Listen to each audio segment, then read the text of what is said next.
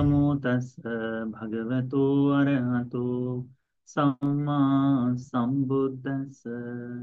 साधु साधु साधु। श्रद्धावान उपासक उपासिकागण, सूत्र का अभ्यास कर रहे हैं हम संयुक्त निकाय में से।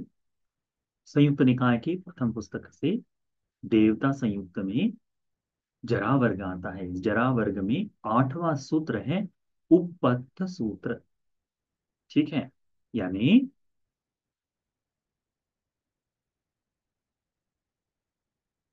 उत्पन्न होने के बारे में, यानी उपपद सूत्र, यानी ये कुसित मार्ग क्या है, कौन सा मार्ग, अनुचित मार्ग क्या है, इसके बारे में जो भगवान बुद्ध जी ने उपदेश दिया है वह है।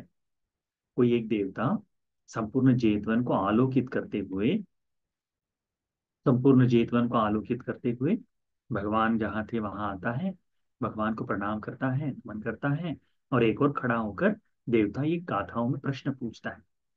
क्या पूछता है ये देवता? कहता है, किंसु उपथो उपथो अखातो किंसु रत्तिंद रत्तिंदी वक्षयो किं मलं ब्रह्मचर्यस्य किं सिनान मनोदकंति।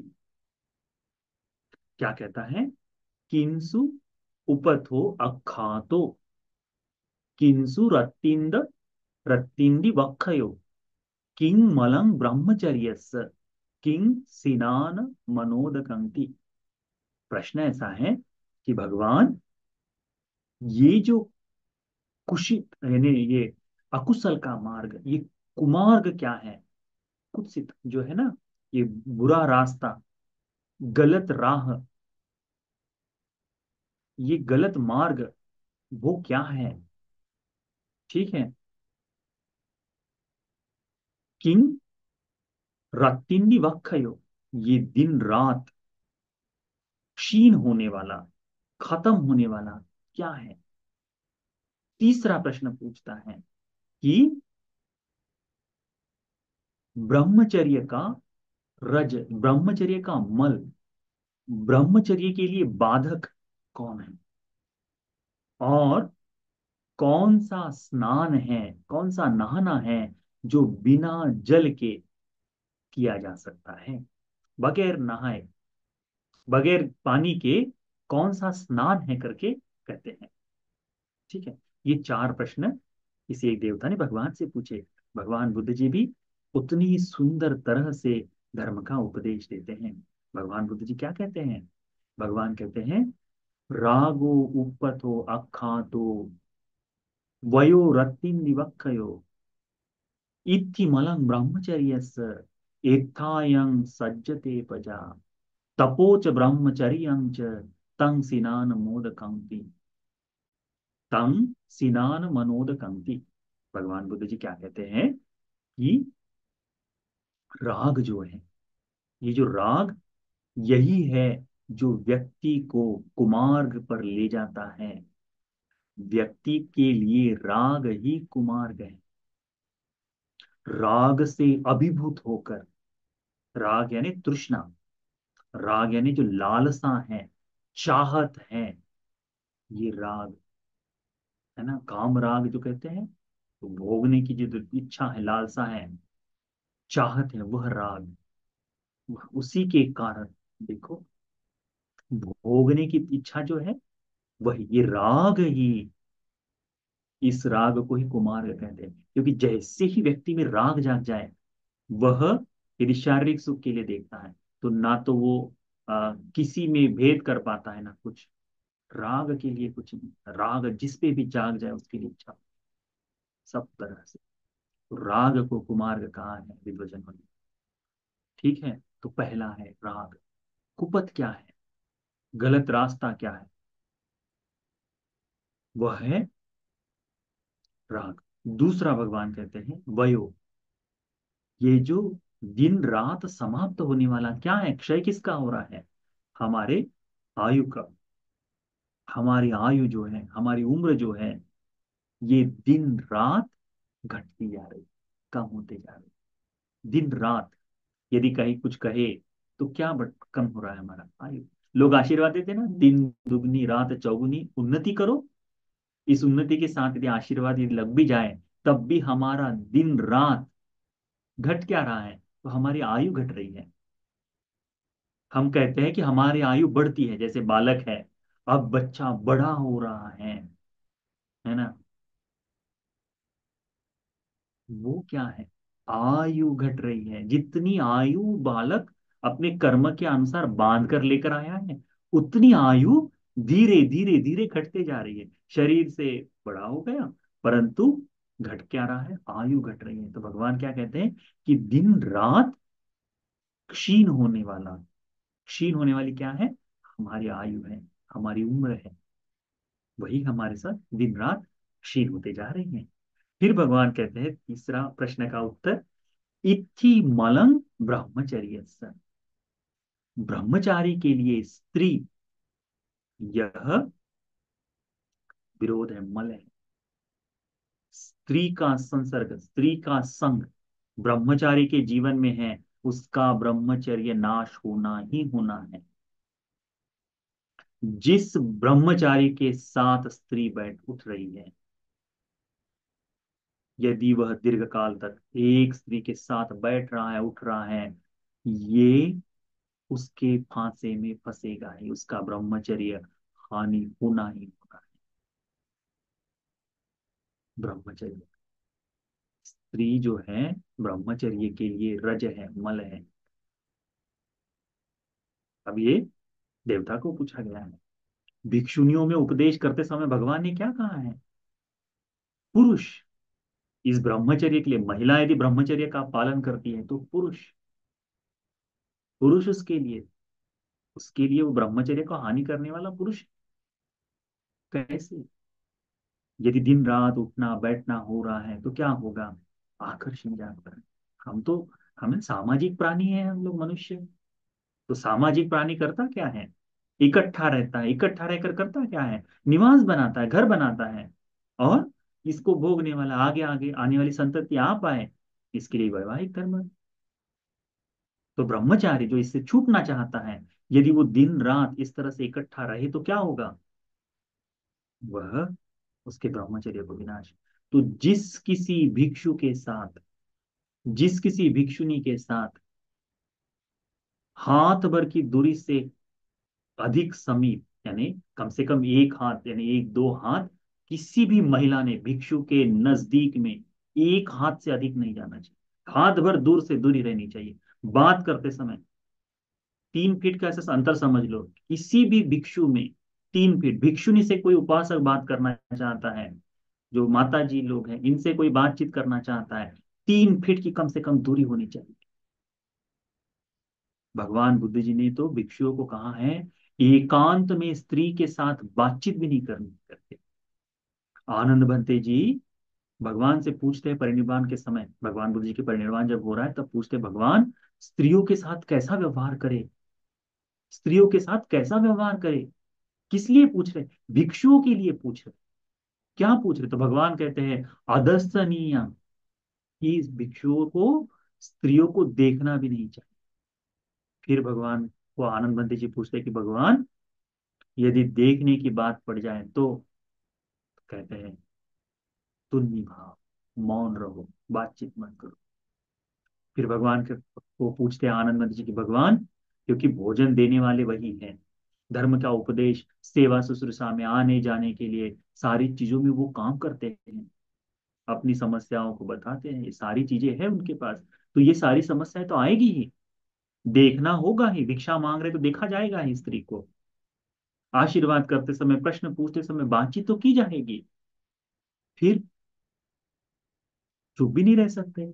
तो आनंद बंते जी ने वो पूछा कि भगवान यदि बात करने का मौका मिले, तो भगवान कहते हैं संप्रज्ञान बढ़ाओ, स्मृति और जागरूकता के साथ स्त्री के साथ बात करो।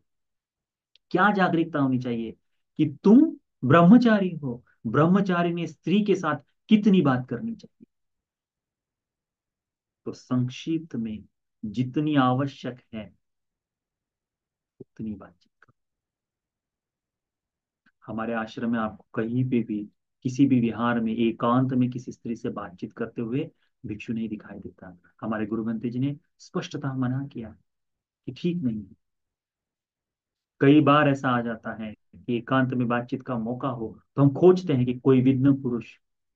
कई बार ऐसा होता है ना, स्त्री अकेली विहार में आ जाती है, तो कैसे करे? तो भगवान ने कहा कि जिस बालक को समझता है कि ये थोड़ा बहुत समझता है, जैसे 5 6 7 साल का बालक हो जाने के बाद उतनी तो बुद्धि आती है, इतना भर बालक भी बैठा है तब भी उनके साथ बात कर सकते। इसीलिए आप देखिए, आप यदि चाहते हैं कि भिक्षुओं का जीवन सुरक्षित रहे तो आपने क्या करना चाहिए? किसी भी महिला ने एकांत में नहीं जाए। बहुत ही मुश्किल हो रही है, किसी न किसी को पकड़ कर खींच कर लेकर जाए कि अरे चल भैया 2 मिनट के लिए चल। ये आपकी सुरक्षा के लिए नहीं, किसकी सुरक्षा के लिए? ब्रह्मचर्य की सुरक्षा के लिए। क्योंकि जहां ये दोष, जहां स्त्री साथ में आ गई वहां ब्रह्मचर्य समाप्त। जहां ब्रह्मचर्य समाप्त हो गया वहां भिक्षु जिंदा ही नहीं है। जहां भिक्षु ब्रह्मचारी नहीं है तो वो भिक्षु नहीं है, वो तो मर गया। मृत्यु है, प्रथम पारा जीता है इसके लिए। ये बात बताई। इसीलिए भगवान क्या कहते हैं कि इत्थि मलंग ब्रह्मचर्य से, ब्रह्मचर्य के लिए स्त्री रज है, स्त्री बाधक है। एथा ये सज्जते पजा। क्या कहा भगवान ने? कि जिसमें सभी प्राणी आसक्त हो जाते, सभी प्राणी आसक्त होते, इस स्त्री रूप के सभी प्राणी आसक्त। ये जो काम भोगने की इच्छा है, संतति की इच्छा है, देखिए जानवरों के लोक में चले जाइए, उसके लिए भी स्त्रियों के लिए युद्ध हो रहे, लड़ाइयाँ हो रही। जानवरों में भी, मनुष्य लोक में भी, मनुष्य लोक में भी देखो स्त्री के लिए सारी सारी चीजें हो रही हैं, उनको पाने के लिए, उसको उस पर अपना अधिकार बनाने के लिए, उसको अपने अधीन रखने के लिए। पर क्यों अधीन? क्योंकि उसको वो अपनी है, भोगने की बात जब जिस तरह से कही जाती है। तो स्त्री के आश्रम, उसकी आसक्ति में सबके सब प्राणी फंसते हैं। तो भिक्षु क्या है? वो भी फंस जाएगा। इसीलिए आप लोगों से विशेष विनती है, विशेष कहना है कि भिक्षुओं के लिए, कोई भिक्षु नहीं है उसके लिए कोई स्त्री जाकर बैठती है, साथ में बैठती है, सेवा करती है, कोई आपत्ति नहीं। पर पुरुष जाकर हाथ भर दूर रहना चाहिए। किसी एक भिक्षु का किसी एक स्त्री के साथ बार बार नजदीक में बैठना, लोग उंगली उठाते हैं, इस भिक्षु का कुछ न कुछ तो भी है। उंगली किस पर उठा रहे हैं? भगवान के श्रावक संग पर उठा रहे हैं। जो कारण बनेगा इसके लिए क्या हो, वो उसका भागीदार बनेगा। भाव नहीं है, परंतु भाव नहीं है, परंतु अधिकता, अधिक समीपता, ये हानि करती है, हानि करती है। आप पूरा इतिहास खंगाल कर देखिए, ये हानि करती है। केवल अरहंत जो है, जीवन मुक्त अरहंत है, वही इससे बच सकता है, अन्यथा कोई नहीं।